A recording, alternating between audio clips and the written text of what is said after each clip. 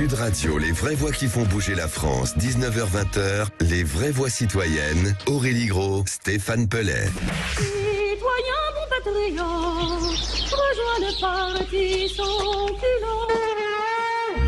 Citoyens, citoyennes, on vous court. Des citoyens propres dans une ville propre, nos enfants nous regardent. Pour l'honneur, pour servir, pour la gloire, nous avançons. Je suis un citoyen ordinaire. Citoyen, soldat, frère, père. C'est mon devoir de citoyen. Je n'avais qu'une voix. Bienvenue dans les vraies voix citoyennes ce lundi avec Aurélie Gros et Stéphane Pellet. Bonsoir Aurélie, bonsoir Stéphane, comment ça va bien? Toujours super. Très bien, en tout cas coprésident du G500, l'ONG citoyenne que vous connaissez bien maintenant avec 500 000 sympathisants, mais beaucoup plus. Beaucoup plus. Ah bah là on est à combien là? Faut qu'on donne un chiffre. Plutôt 750, mais 750. savez-vous qu'en juin, avec toutes les associations présentes, on va dépasser le 1 million de sympathisants. Ah, ça c'est génial. Grâce en tout à cas. Sud Radio. Bien sûr. Mais grâce à votre talent surtout aussi. Et ce sera au mois de juin. 8, 9, 10 juin à Marseille et on peut s'inscrire sur www.sommetcitoyen.fr. Et ben voilà, en tout cas, chaque semaine, des sujets qui vous concernent tous, bien entendu. Et c'est votre vie quotidienne. Au sommaire de cette émission, la France perd en moyenne 200 fermes par semaine. Selon l'INSEE, le nombre d'agriculteurs continue à baisser en France. 4 millions en 1960, à 1,6 million en 82, 400 000 en 2019. Face à cette réalité, l'association Terre de Liens sanctuarise les surfaces agricoles grâce à l'épargne des citoyens avec 21 associations territoriales partout en France.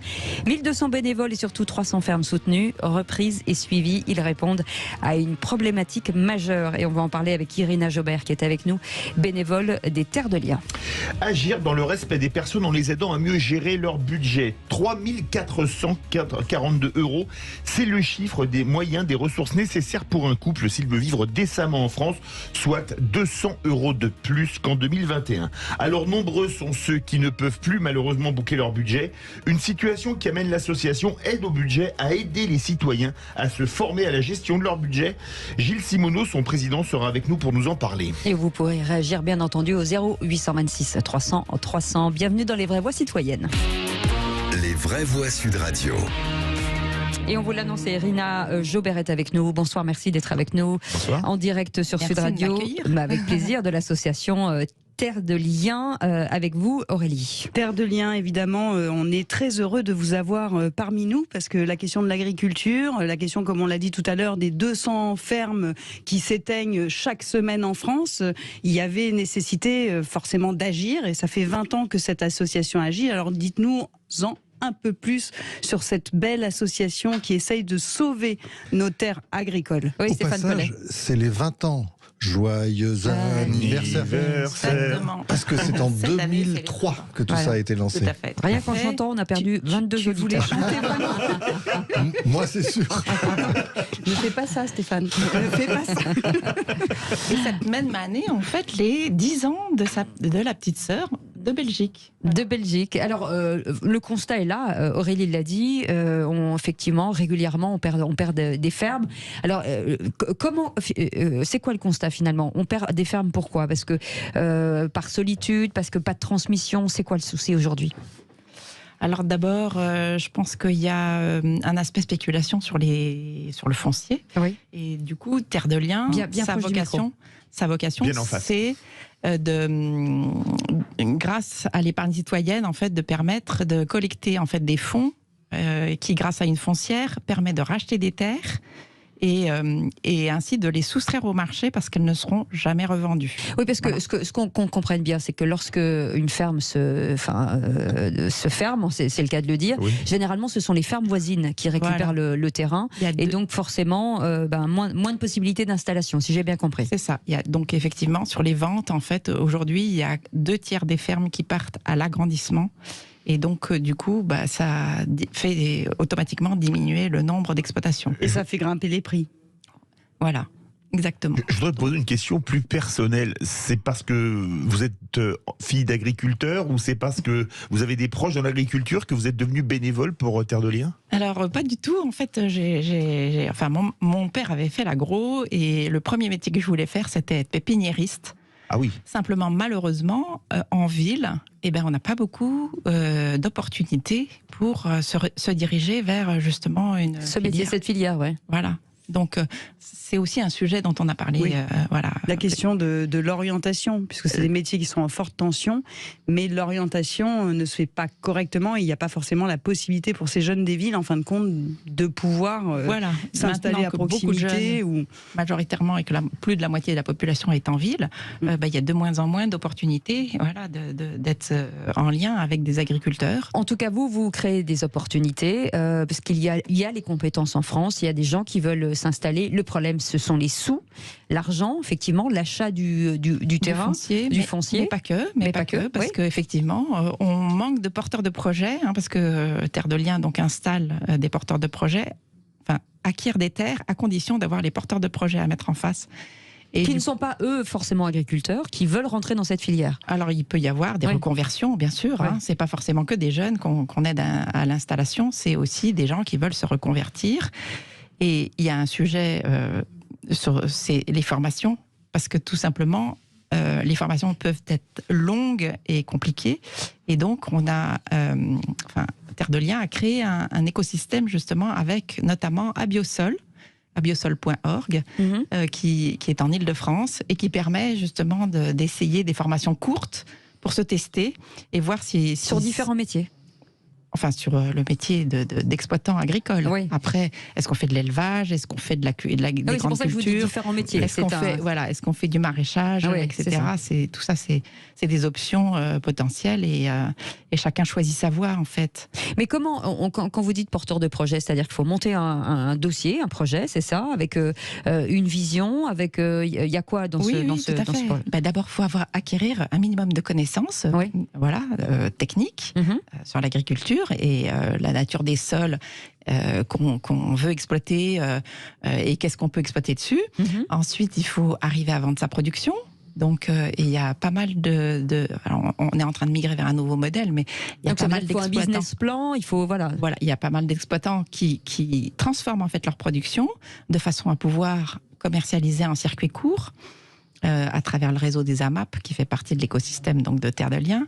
Et puis après, derrière, il faut être gestionnaire d'entreprise et savoir équilibrer ses ressources et ses dépenses. Voilà. Est-ce que cette terre, finalement, la terre ne lui appartient pas, n'appartiendra pas, en tout cas, à l'agriculteur? Elle vous appartient à vous, en tout cas, elle appartient aux citoyens aujourd'hui, ou à l'association, je ne sais pas, et elle lui est allouée, jusqu'à la fin de son exploitation. Alors, en fait, effectivement, il y a un bail qui est passé entre la foncière, enfin le propriétaire de la terre, parce que c'est un peu plus compliqué que ça. Je vais vous mettre un petit mot sur le mouvement Terre de Liens. Oui. Mais il y a un bail qui est passé et donc du coup, effectivement, c'est le propriétaire qui reste propriétaire des terres jusqu'au bout. Par contre, ce qu'on peut dissocier, c'est la foncière et la fondation, parce qu'en fait, il y a donc une foncière qui récupère l'épargne citoyenne, les citoyens qui mettent qui épargnent d'une manière ou d'une autre, mais qui peuvent récupérer en fait le fruit de leur épargne quand ils veulent, à condition de ne pas avoir bénéficié de réduction d'impôts. Voilà. Sinon, ils sont obligés de les garder 7 ans. D'accord. Voilà. D'accord, oui. Alors, à l'issue des 7 ans, à l'issue des 7 ans, soit vous récupérez votre mise, et donc c'est pour ça qu'il faut de nouveaux adhérents. Alors attendez, pour qu'on comprenne bien, ça veut dire que ceux qui nous écoutent peuvent tout à fait, proposer entre 1 euro et je ne sais pas combien d'euros. Alors, il y a un montant minimum. Alors c'est des parts, de 104 euros. Voilà, 204 euros. Mais on peut faire un cadeau pour ses enfants, etc. Et cet argent va fructifier. Voilà, ça va leur rapporter un peu de sous. C'est ça. Voilà. Et défiscalisable. Alors, c'est défiscalisable surtout parce que le rapport ça rapporte pas énormément, c'est pas... Non, c'est plus pour aider, c'est plus pour soutenir et aider, voilà, c'est ça. La cause. Donc, alors à l'issue, soit ils ont défiscalisé, et donc ça c'est un avantage important parce que c'est quand même 25%. Soit ils n'ont pas défiscalisé, récupèrent leur épargne, mais ils peuvent aussi la donner à une fondation. Donc il y a une fondation Terre de Liens qui récupère en fait éventuellement ces parts qui sont données. Et avec ça, il y a des projets public-privé notamment, qui permettent d'acquérir des fermes, mais en lien avec les collectivités territoriales, par exemple. Oui, parce que les élus ont clairement un rôle à jouer important dans la destination des terres de leur territoire et pour la préservation de ces terres agricoles. Je pense qu'il faut le dire pour que les habitants soient vigilants aussi.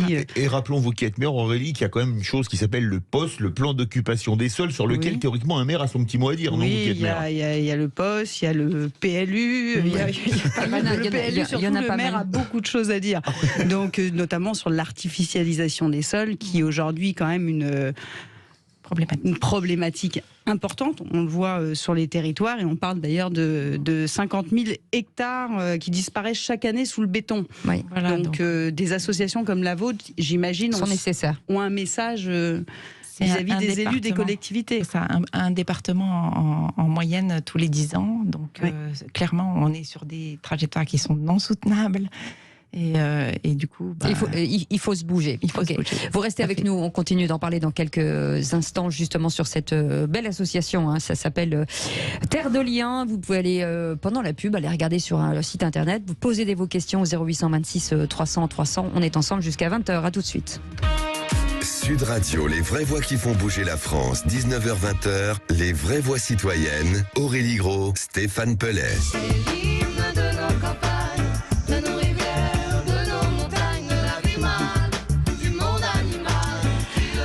Agriculture avec Irina Jobert de l'association Terre de Liens. Et dans Terre de Liens, il y a le lien, la transmission, et il y a terre, forcément, agriculture. On fait le lien immédiatement.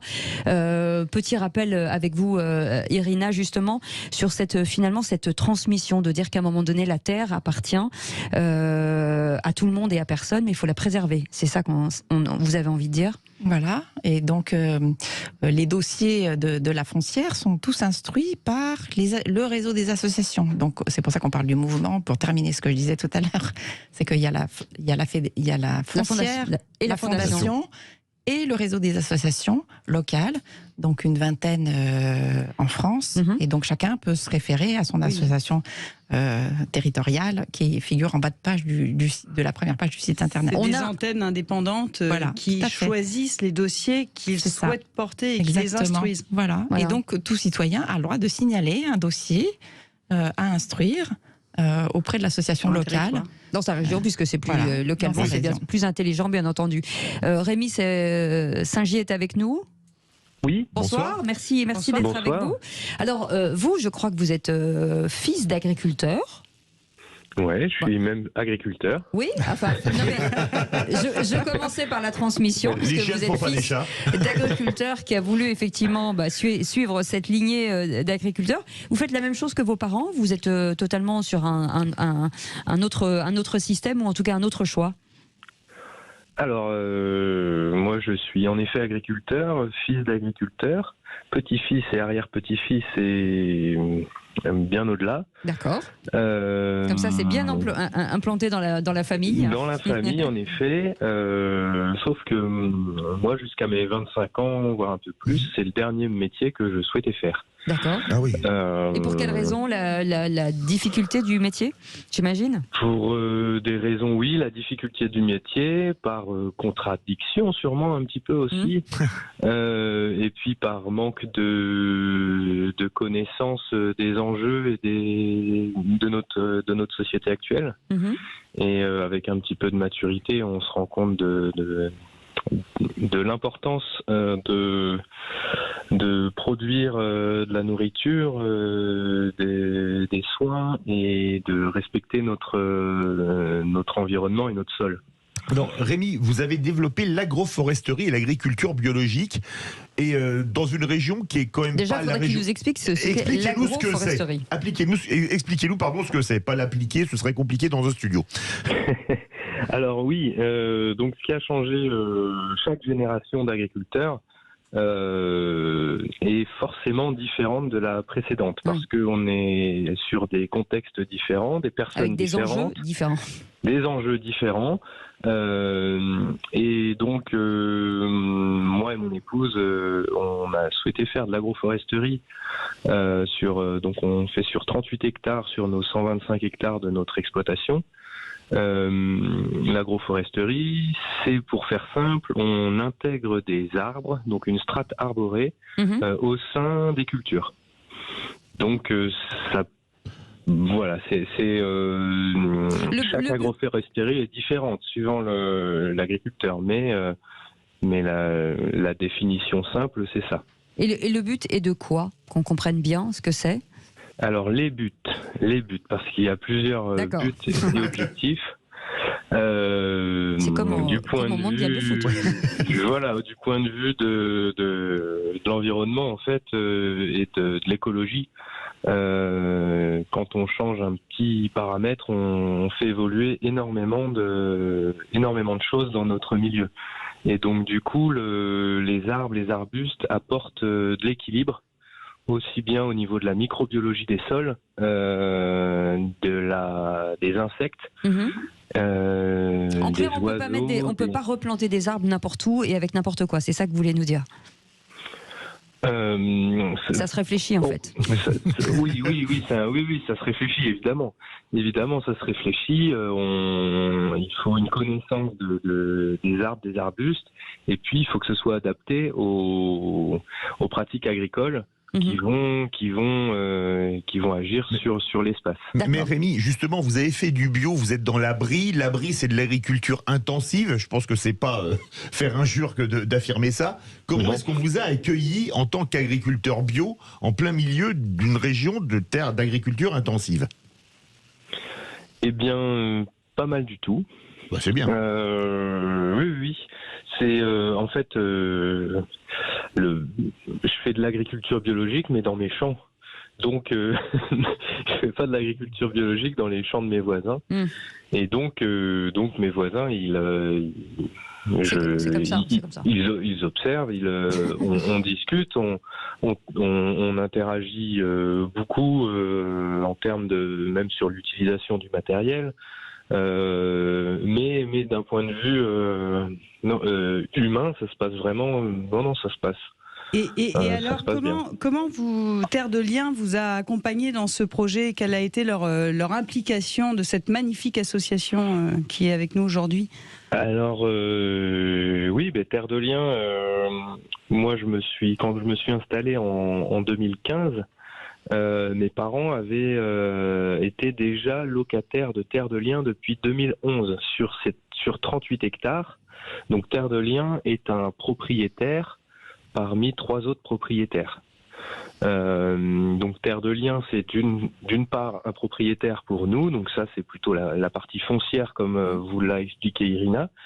Et il y a la partie engagement citoyen, qui est plus la partie associative et section locale. Et là, donc nous, on a, comme vous l'avez dit aussi, le lien qui est là, c'est-à-dire en fait, on est en lien avec des personnes qui se situent très loin de l'agriculture, et donc ça permet de se comprendre. De discuter, des fois de ne pas se comprendre, mais au moins de discuter. Oui. Rémi, je vous coupe. On dit souvent, et c'est un peu le problème de souvent les agriculteurs qui disent on se sent seul en fait. On se sent seul le matin, le midi, le soir. Et là, vous parlez d'un accompagnement finalement global, de dire que on me soutient financièrement puisqu'on me loue la terre que je pourrais peut-être pas acheter. Et d'un autre côté, il y a une oreille pour nous écouter. Il y a une oreille, il y a des gens qui peuvent venir. On organise des chantiers citoyens. Par exemple, on a planté 38 hectares d'agroforesterie sur des terres de Terre de Liens. Donc ça représente 9000 arbustes et 1700 arbres. Et en fait, en 2014 et 2015, on a organisé avec mon épouse Claire une douzaine de week-ends de plantation et étaient présents pour nous aider à planter, notamment des bénévoles de Terre de Liens qui sont venus mettre les pieds et les mains dans la terre pour planter les arbres des champs. Donc ça c'est une chose. Ensuite, il C'est une méthode aussi pour réconcilier les villes avec la ruralité, de montrer qu'effectivement il y a des métiers passionnants en ruralité et parce que parfois certains ne font pas le pont. Oui, vraiment, et c'est aussi une méthode pour nous agriculteurs de rester en connexion avec le monde urbain. On pourrait vite rester entre nous, entre ruraux, et ne pas être en contact avec. Donc moi je dis monde urbain parce que je suis en région parisienne, mais avec des un monde non agricole. Et parler à la jeunesse aussi, peut-être. Parler à la jeunesse. Et créer des vocations. Alors pour ça, nous sur la ferme, on fait de l'accueil pédagogique et on accueille des écoles, des collèges, des écoles primaires qui visitent notre ferme et qui viennent comprendre ce qu'est l'agriculture biologique, l'agroforesterie, la transformation à la ferme. Le circuit court, Rémi, vous avez des enfants ? Oui, j'ai une fille. Elle deviendra, c'est ce qu'elle veut faire aussi ? Alors, elle fera vraiment ce qu'elle a envie. J'ai pas envie de la, comment dire, de l'attacher à un arbre. Un arbre en lui disant ma fille, regarde, ça c'est à toi. Non, surtout pas. Je veux qu'elle reste ouverte, en tout vraiment ouverte et qu'elle fasse quelque chose qui lui plaît. C'est le plus important. En tout cas, merci beaucoup d'avoir été avec nous. C'est une très belle organisation. C'est vrai que les agriculteurs, nous, on les soutient énormément. On les aime sur Sud Radio. Et là, c'est un couple. C'est un couple qui a décidé de partir de Bretagne, de revenir se réinstaller, de faire un projet en commun. C'est beau. Et une question pour aider l'association ?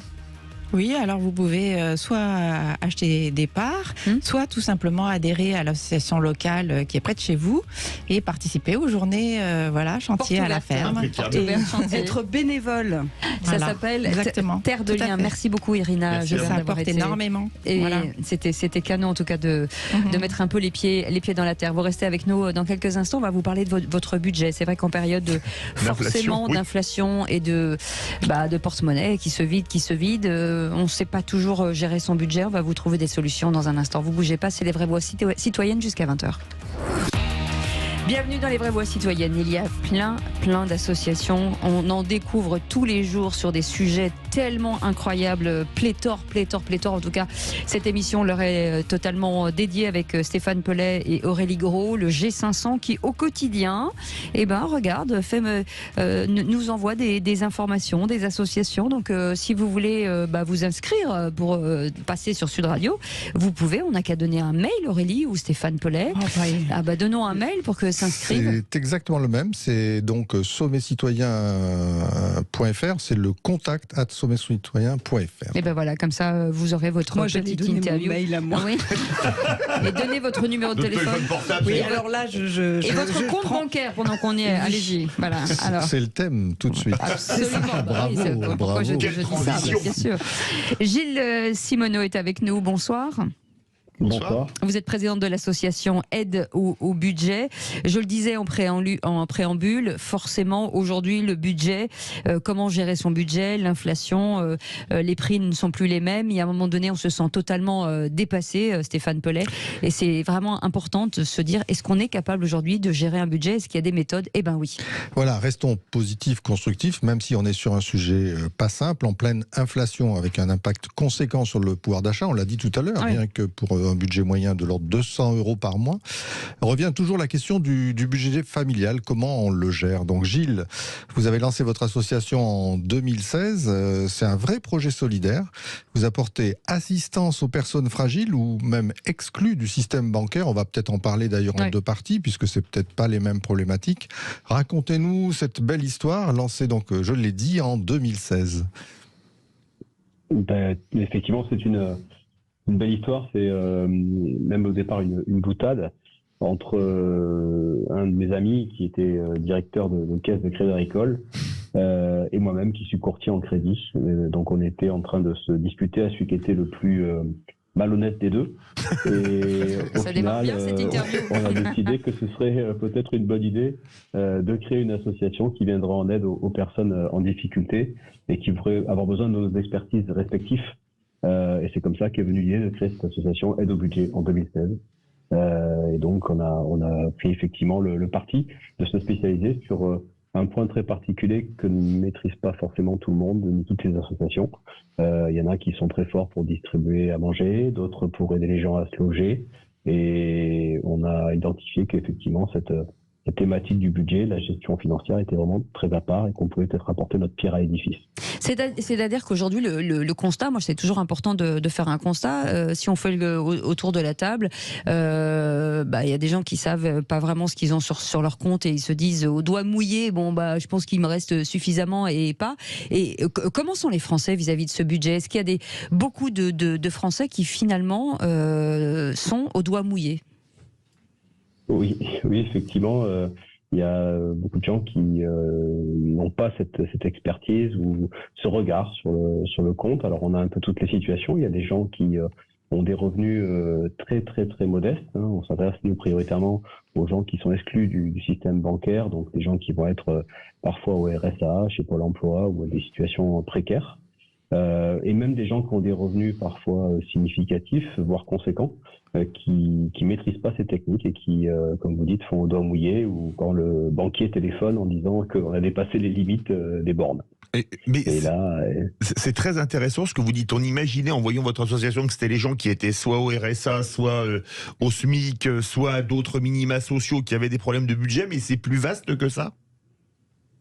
Alors effectivement, il y a toutes les cibles, tous les profils, mais c'est vrai que nous avons pris le parti de nous intéresser plutôt aux personnes qui sont exclues du dispositif bancaire vraiment, parce que on considère que les personnes qui ont des revenus significatifs peuvent trouver autour d'eux d'autres aides, éventuellement payantes, mais que comme ils ont des revenus conséquents, ils peuvent s'offrir ces services-là. Donc parfois on va faire un peu de conseil, un peu d'accompagnement de ces personnes avec des revenus. Ouais.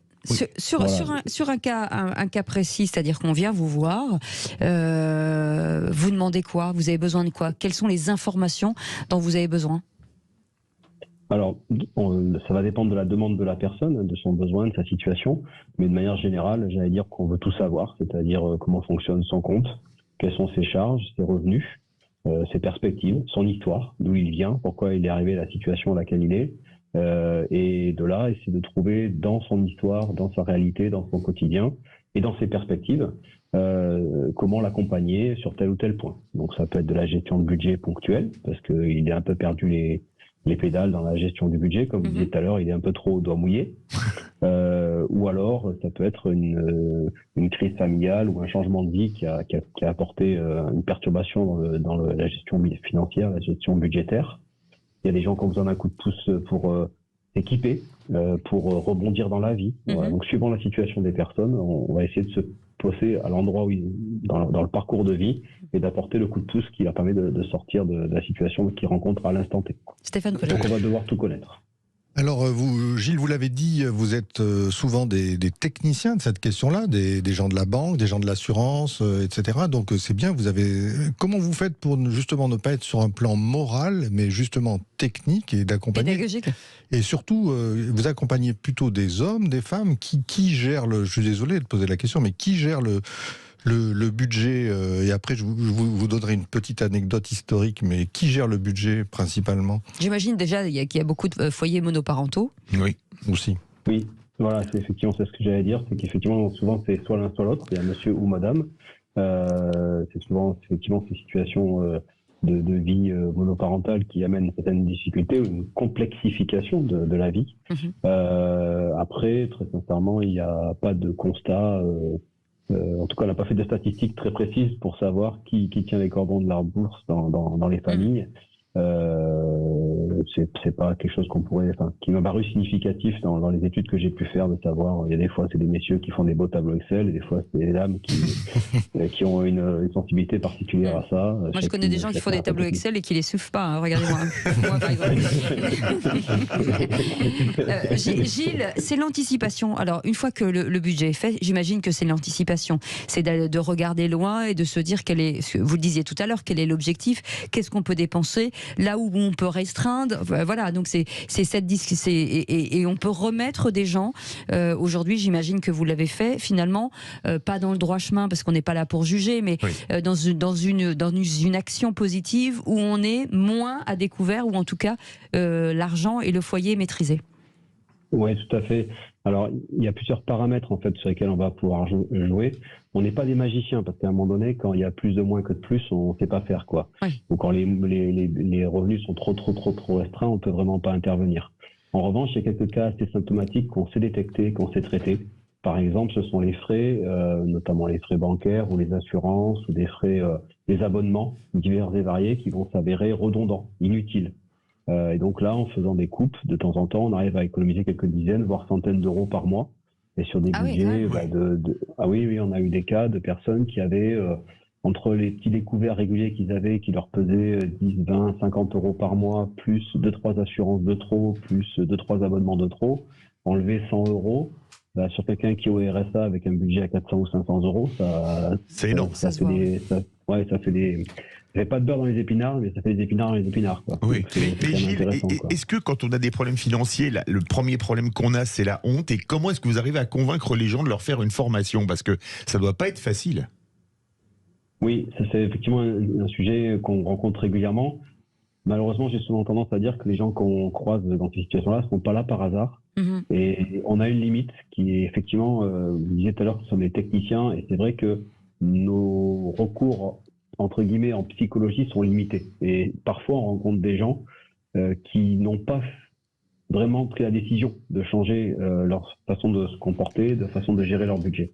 Et là, on atteint nos propres limites. C'est que si la personne n'a pas pris conscience et n'est pas volontairement volontaire, vraiment décidément volontaire, on ne pourra pas aller contre son gré. Et donc, des fois, on rencontre des difficultés déjà à bâtir une analyse précise, et puis dans la durée. Dans la durée, les gens vont s'essouffler. Et là, on aura du mal, ils répondront plus, ils voudront plus nous donner l'information, et ça va être plus compliqué. Eh ben, vous restez avec nous, Gilles Simoneau, président de l'association Aide au budget.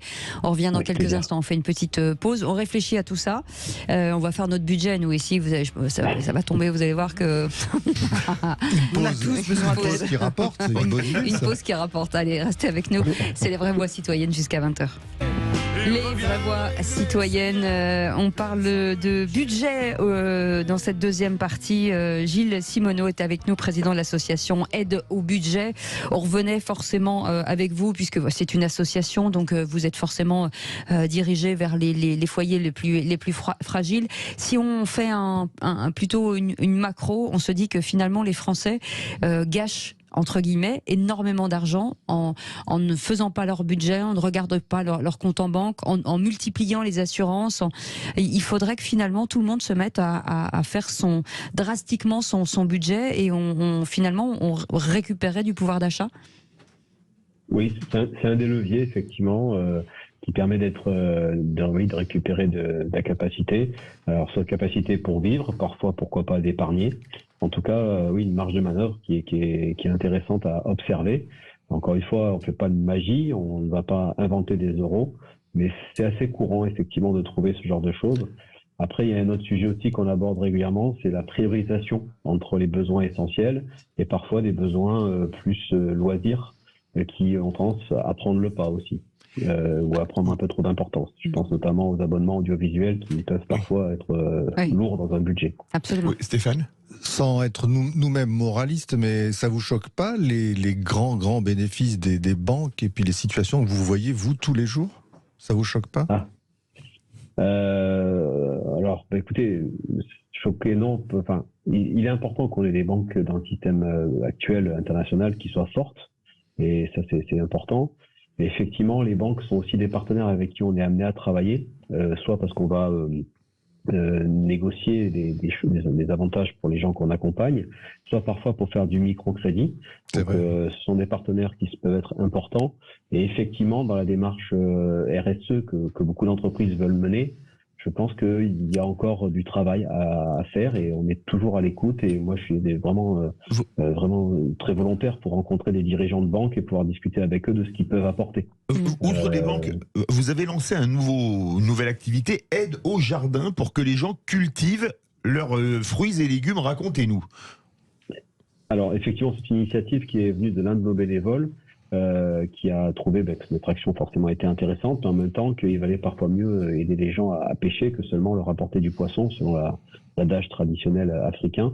Et donc, cette personne apporte ce projet sur notre région. On est aujourd'hui essentiellement installé sur Toulouse, et donc dans la banlieue de Toulouse, et nous cherchons effectivement à mettre en place une telle opération, c'est-à-dire de pouvoir aider les personnes que nous accompagnons ou les personnes d'autres associations à travers le maraîchage à vraiment trouver un certain complément alimentaire. Donc il ne s'agit pas de faire du potager, mais vraiment du maraîchage pour avoir une partie de leur panier, de leur alimentation qu'ils autoproduisent. Donc ça fait un peu écho avec votre invité précédent qui est Terre de Liens, c'est de pouvoir donner aux personnes qui sont elles-mêmes en difficulté d'aller chercher leur propre alimentation pour partie au niveau culture et c'est ça, Stéphane Pellet. Justement, ça fait partie des principes de cette émission. Sachez que dès ce soir, on s'y met au travail. On va vous trouver des collectivités. On en a déjà autour de Toulouse et aussi en Île-de-France. Des maires, il y en a aussi autour de la table, qui vont vous donner ou vous aider à trouver des terrains, parce que vraiment l'idée est géniale. Aujourd'hui, le but, Stéphane l'a dit, c'est de finalement travailler avec des maires qui vous donnent un bout de terrain. Alors, on sait qu'il y a beaucoup de maires qui nous écoutent. C'est quoi les solutions à trouver ? Alors en fait, sur Aide au Jardin, on est vraiment sur les balbutiements. C'est un projet qu'on est en train de monter. On est plutôt basé nous autour de la commune de Cugnot, pour ceux qui connaissent la région de Toulouse. Et donc on chercherait un terrain d'environ dans les communes avoisinantes, un rayon d'à peu près 5 km autour de chez nous, pour que nos bénévoles les plus impliqués dans ces démarches puissent tester, puissent lancer ce projet-là. Message aux maires de Tournefeuille, de Saint-Lys, de Portet-sur-Garonne. Ah, on a un Toulousain autour de la table.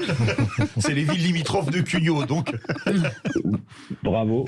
Effectivement, Sud Radio est aussi une radio d'origine toulousaine, donc peut-être qu'il y a des restes de connaissances. Mais c'est la radio des territoires chez nous. Oui. On est partout dans tous les territoires. Voilà. Ça veut dire quoi ? Ça veut dire que les personnes en situation difficile pourront d'une part mettre la main à la pâte, mais en plus finalement récupérer et se faire des paniers de légumes, c'est ça ?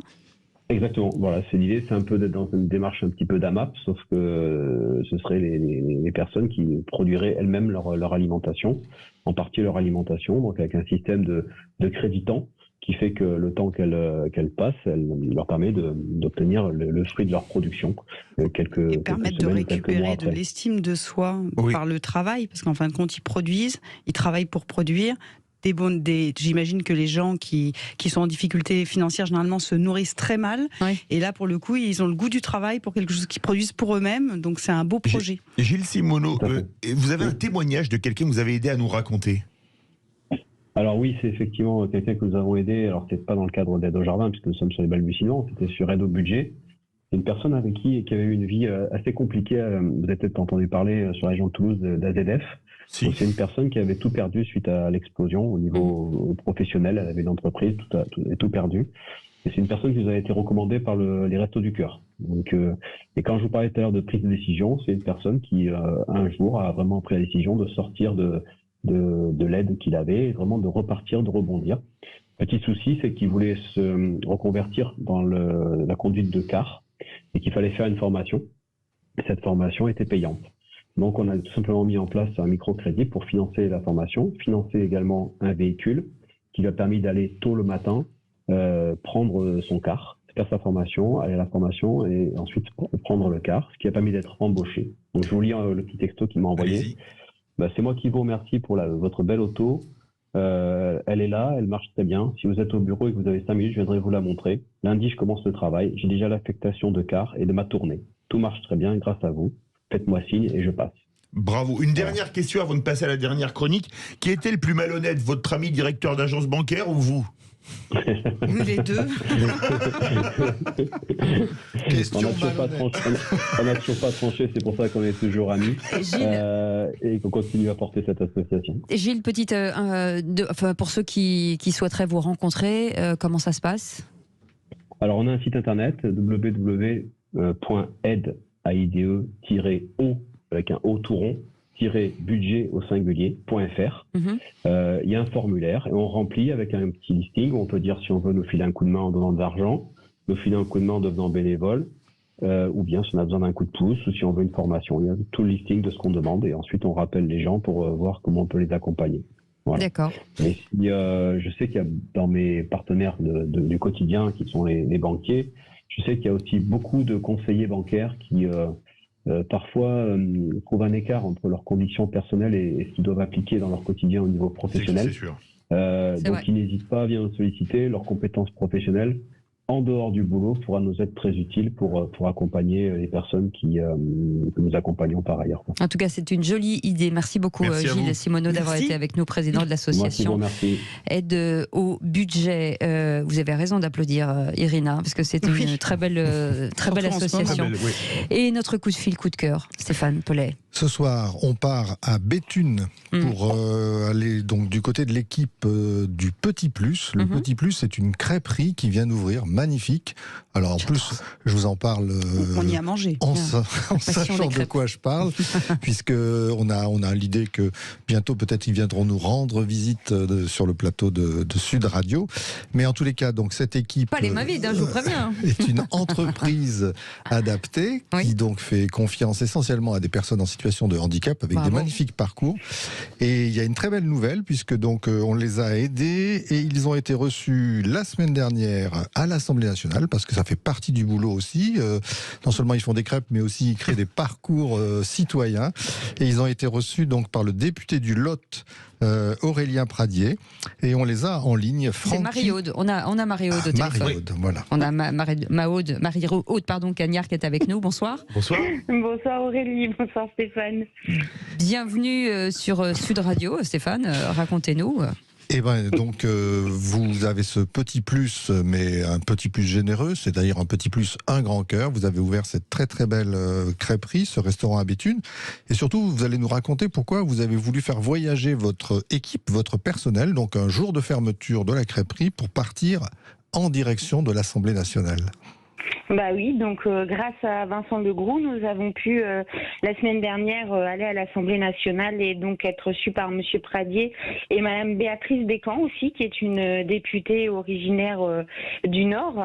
Et donc en fait, nous, le petit plus, c'est donc effectivement l'emploi de personnes porteuses de troubles cognitifs, mais c'est aussi de pouvoir sensibiliser les employeurs pour ce qu'ils se rendent compte que nos petits jeunes ont énormément de capacités et qui sont en capacité de travailler comme tout à chacun, tout à fait. Donc en fait, nous, notre petite visite à l'Assemblée nationale, c'est pour essayer de sensibiliser justement les élus au fait que on aurait besoin de solutions pour pouvoir inciter les entrepreneurs à pouvoir employer des personnes porteuses de troubles cognitifs.